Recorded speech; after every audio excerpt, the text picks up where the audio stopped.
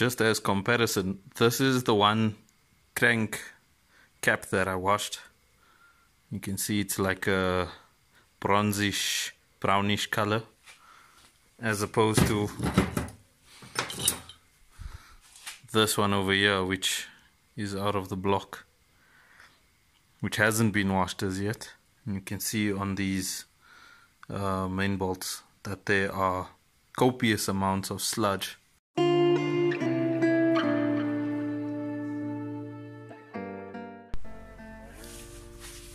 So on the automatic transmission 2.7s, there was this spacer over here that was on the back of the crank, and in order to get the rear main seal off, you have to be able to take this guy out. So I've read up on it, and it looks like you have to heat it up and then hit it off with a hammer in order to get it off.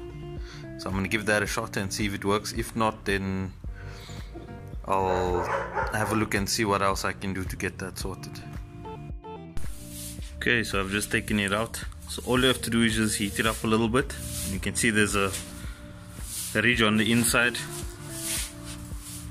and there's a lip over here that it fits into. So you just tap it with a hammer after heating it up and it should come out.